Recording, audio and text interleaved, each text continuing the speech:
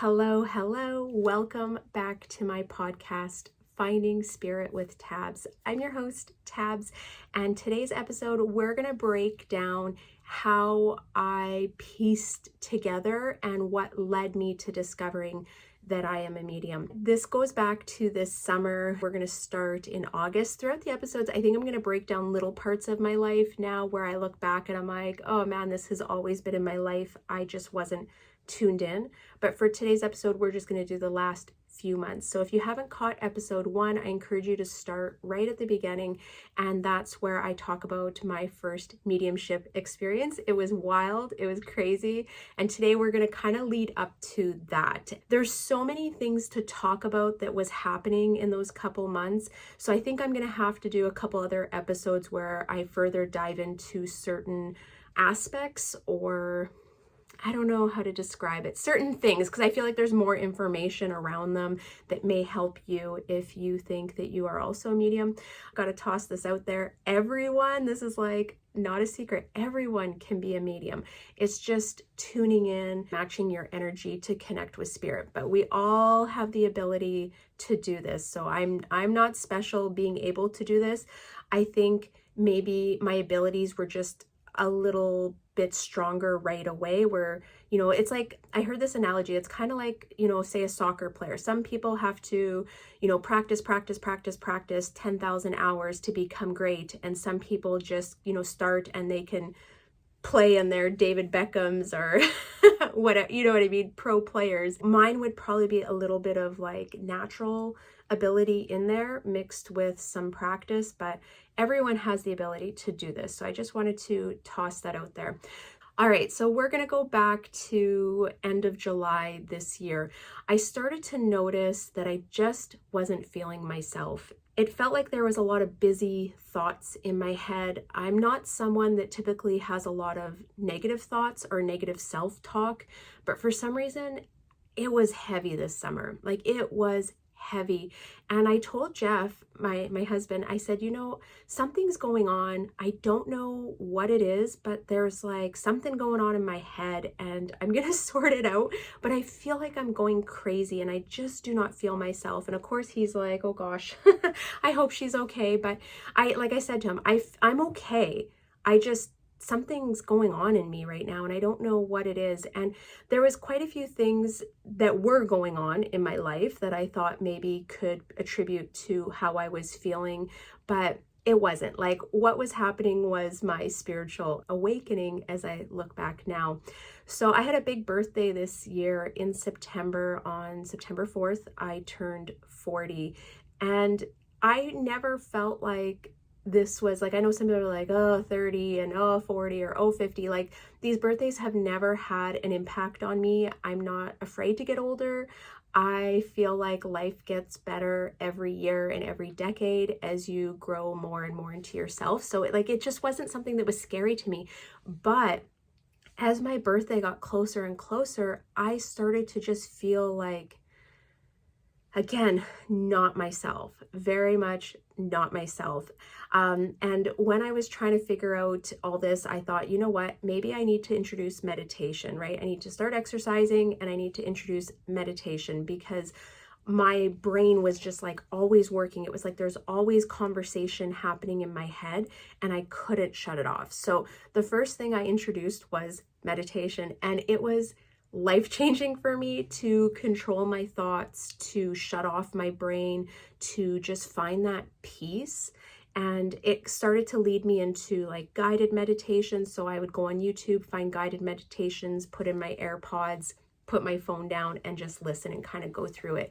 And through this, I was starting to notice like little things turning on inside me, little flutters, we'll say. I don't know how to describe it. That would be the best way to say it. It was like little flutters. And through these this is like the breadcrumb trail. Through these guided meditations, I started to look up podcasts that had guided meditations. And then on these podcasts, they also had other information. Now, also during this time in August, I was starting to feel Jeff's mom's presence a lot. So we lost Jeff's mom 2 years ago. I truly feel like Jeff and I have, gone through the grief. I don't want to say we're okay with her death, but like we are not in a grief state, and if that makes sense. And we often like talk about her. Probably once a week she gets mentioned in our house. It's usually with a laugh, something that she would love or something she would say. We definitely have a lot of love when we talk about her, and we're not as much in the sadness anymore. And it was really odd because I was like feeling her around me. Like I'm in my office doing stuff and I don't know how to describe it, but there was like a presence around me. I remember one day telling Jeff, and I'm like, I don't know what's going on, but I feel like your mom's been around us a lot. And he was like, kind of smiled, and he was like, oh yeah. And he's like, I talk to her all the time, is what he said. And I do as well. And I was like, yeah, but it's like she's around. Right before my youngest was starting school this year, she had her hair done and it looked so nice. She got it done like a nice chocolate brown. She had just come back from the hair salon. They had, styled it and curled it. And her and I were in the bathroom on our second floor. And no one really uses this bathroom. We were in there and I was talking about how beautiful her hair was and I just loved it. And I was like running my fingers through it. And she was just like in awe because she loved it. It was, a little interaction between the two of us. And then she walked out of the bathroom and I come into my office. I'm doing some work. I go back into the bathroom for some reason to throw something in the garbage, which to me didn't make sense because I had a garbage in my office, but whatever. This is kind of everything that led up to it. And I stepped on something and I was like, what the heck was that? And I lift up my foot and there's a dime. And I'm like, oh, that's so strange. Like we were just in here. How did we miss this? And then also I was thinking like, where did this come from? Like no one uses this bathroom that a dime would just be laying on the floor. So I pick it up and I was thinking, I remember there was a conversation a couple months prior at work and this person had said, when you find a dime, it's a message or your loved one is around, right? They're thinking of you. I quickly Googled it because I was like, was it a dime? Was it a nickel? What was it? And it was a dime. And then at the end, it said to check the date on it. And when I flipped it over, it was the year that my daughter was born. Now, at that moment, I was like, okay, this was my mother-in-law. So my mother-in-law loved my girls' hair. She would double French braid their hair every time we went there. She loved brushing their hair when they were little. Like she just loved doing the girls' hair. I knew that in my heart, like in that moment when her and I were playing with her hair and talking about it, and then finding the dime, that my mother-in-law was there. And that was her way of saying like, I was there. I love her hair, So I went downstairs and I thought, oh, this is kind of strange because I hadn't really told my daughter anything that had been going on with me. And I said to her, I want to give this dime to you, but I'm going to explain it. I said, there's this saying that when you find a dime, it's your loved one, basically saying that they're there with you. And I asked her to Google it, and she did. And I said, there was a special date on this dime as well. And I showed her, and it was her birth year. And she got really teary, which I understand why. Like it was very emotional. She knew the connection. Like she knew how much grandma loved her hair. And to find a dime right after we were talking about it, it was just such a moment. So I told her that the dime was for her, and that I would say was the first time I really got a sign that I noticed from my mother-in-law.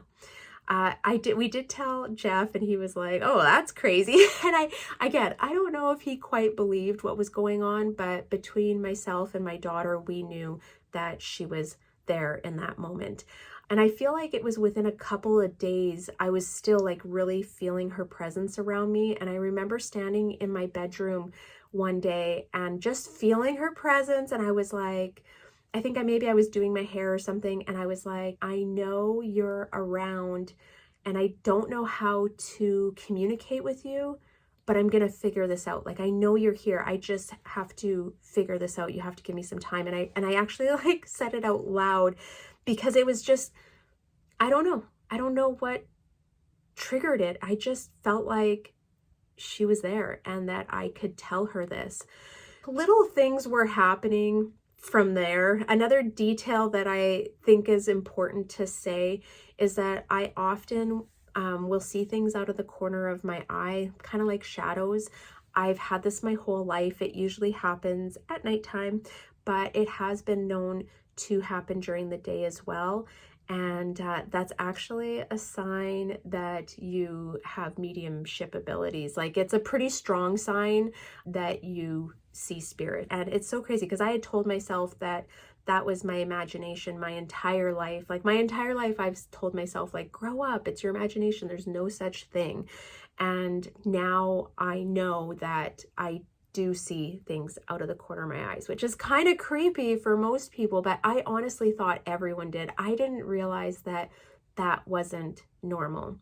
A couple weeks after this experience, we'll say with the dime, I was sitting on the couch in our living room, and it was in the morning. I was sending some voice messages to friends. That's usually how I send messages. I do voices through Instagram, and I saw something out of the corner of my eye in my dining room twice. And this is like in broad daylight. This is 10 o'clock in the morning. I was really spooked, and I don't know what happened that day. Like, I don't remember all the details. I don't remember the conversation. I don't know where my mind was at, but I was so spooked. I had never seen such prominent shadows out of the corner of my eye during the day. And at this point, I was still in that fear mentality. So it definitely gave me frights, where now it doesn't. I will talk about that, I think, in a later episode, because it's its own episode all by itself. But I went upstairs to do my hair. As I was straightening my hair, I heard a sigh come behind me, and like a presence behind me, and I screamed. Like, I'm telling you guys, I screamed. I dropped my hair straightener. I'm grabbing my phone. I called a girlfriend. I was freaked out. And of course, I'm like, I need you to talk to me. I'm going to walk around my house. I'm turning on all the lights. I'm opening all the blinds. I was terrified that day. And I think that for me, it was slowly awakening me to spirit, and it was becoming more available, I guess, for spirit to connect with me. And at that time, I had no boundaries. I didn't know that I could set boundaries. I didn't know I could say that this isn't okay. You're not allowed to do this. I had no idea. So I felt like I had no control over what was going on, but I was definitely becoming aware at that point that something was happening. I was feeling things around me, and I kind of started to look into mediumship at that point.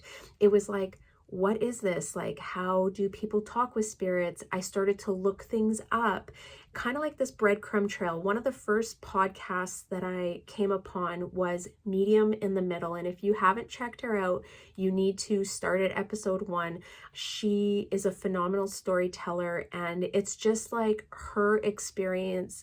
And when she first found out she was a medium, and it was like little things that she would say where I'm like, oh, maybe I am. Like, what is this? You know what I mean? And then it was like, it took me to another podcast. So another podcast that I really enjoy is called AG University.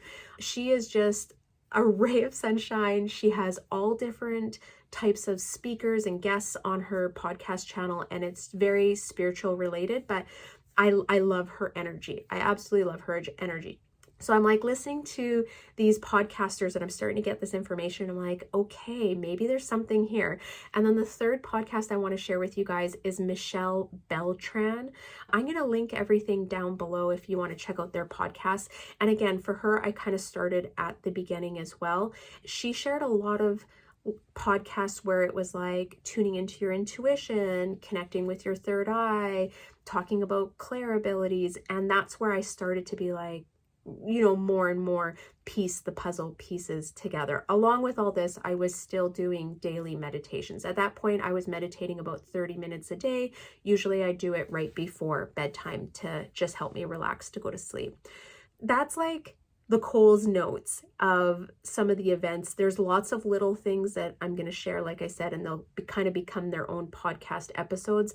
But that was like the spirit around me that I was like, okay, something's going on, and how do I figure this out? What led me to take the mentorship program, which I took it through Spirit School, and Her name is Danielle. She also has a podcast that you can check out.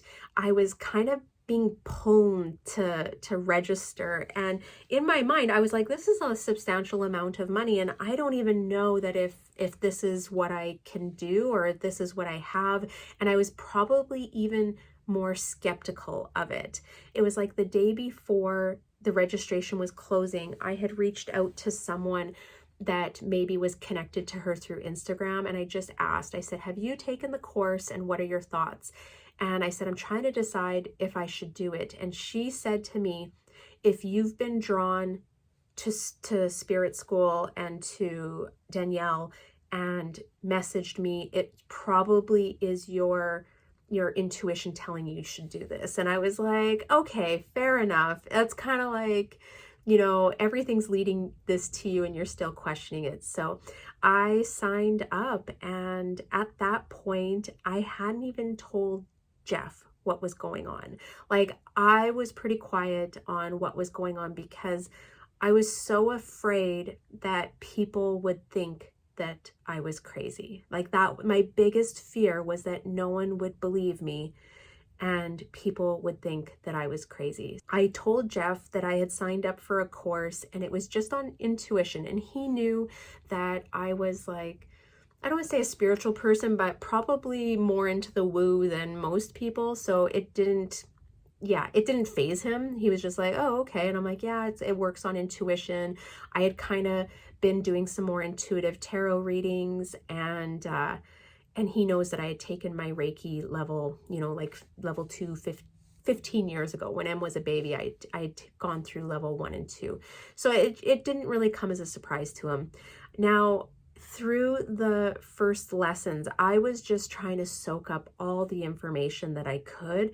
And I'm going to say I was still skeptical. So going into that first reading, I didn't know what to expect. And I was still thinking, like, what if nothing happens? Like, I don't even know if this is real. Like, you hear people talk about it. And I mean, Medium in the Middle is going to convince you. She is going to convince you that this is real if you have any doubts.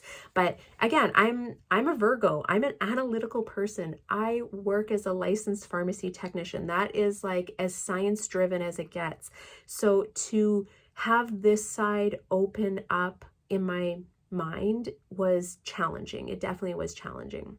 And then that kind of takes us into the episode 1, which was the first readings. And before I let you go today, I actually wanted to share one more thing. So after I got off the call with Charlotte in episode 1, I had to tell Jeff, and I hadn't told him at that point. Like I said, I was terrified that he would think I was crazy. So we were heading out for the weekend, and we were heading out of town, and he had stopped in at home at lunch, and I said, we need to talk. And he was like, what's going on? I'm like, you have to promise me that you will not think I'm crazy. I need you to have an open mind, and I need you to just listen to what I'm going to tell you. And I'm pretty sure at this point he probably got a little bit of a shake in his legs and was like, what is going on? And he always finds humor in serious moments. And he said, Tab, I thought you were crazy the day I met you, and I still married you. And I just laughed, and I said, well, this is going to be crazy, Jeff. This is going to seem crazy. And I explained my first reading to him and how everything went. And he was just looking at me, and he's like, how did you know this? And I kind of talked with him about his mom and some of the things that were going on. And I said, you know what, Jeff, I think other stuff has been going on. So I'm in this course, and I explained what I was actually doing. And of course, he's just looking at me, and he's like, okay, well, nothing surprises me with you, he said. But he's like, I can't believe you didn't tell me this. And I said, I was so scared that you wouldn't believe me or that you would think I was crazy. And he said he loved me, and he said he would never think that. But it was just I had to share. It was such a beautiful moment, and I was so thankful that he believed me and didn't doubt me. And like he said, he goes, what you're telling me, I know you're not lying. And that's the thing. If you know me as a character, like in character, like as a person, I'm not a person that lies. I'm a person that's truthful to a fault. And he said, I know you're telling me the truth right now. So that's what had led up to the first reading. And like I said, I got lots of little stories, fun stories, things that I've tested my intuition and my spirit guides. And we're going to share those in future episodes. But for right now, I know everyone's wondering, like, how did you figure this all out? And it was just a little like breadcrumb path that kind of led me through it. It started with me not feeling myself, feeling not normal, sensing that my past mother-in-law was around me. And then it was like little things that, like little magical moments that I was like, there's something else here. Introduce meditation, and then the rabbit hole of podcast after podcast and different people talking about it. I just went on a whim and was like, maybe this is it. Maybe I talk to spirits. I don't know if this is even real. And today I can say this 100% is real. And I can't wait to share more stories with you guys, as well with some mediumship stories. I have so many readings to share with you guys. I mean, some I'm going to share, some I won't. Some I'll have to change details. I think through this podcast and these episodes, I think you are going to also find spirit like I did. And I just want to say, finding spirit is not bound by any religion or any spiritual beliefs. This is going to be expansive, and you are going to have to think outside of the box. But I promise what I'm sharing with you are all going to be true stories and things that I've experienced personally. So thank you so much for tuning in this week. I hope you enjoyed today's episode. Next week, we're going to share another mediumship story, because I think it's so important to hear these stories, because I think it's what's going to, if you don't believe, it's going to start piquing your interest and hopefully opening and expanding your thoughts. And if you do believe, I hope they just touch your heart and you are able to find these small moments with your past loved ones in your life. So on that note, I'm going to head out of here, and I will catch you all next week.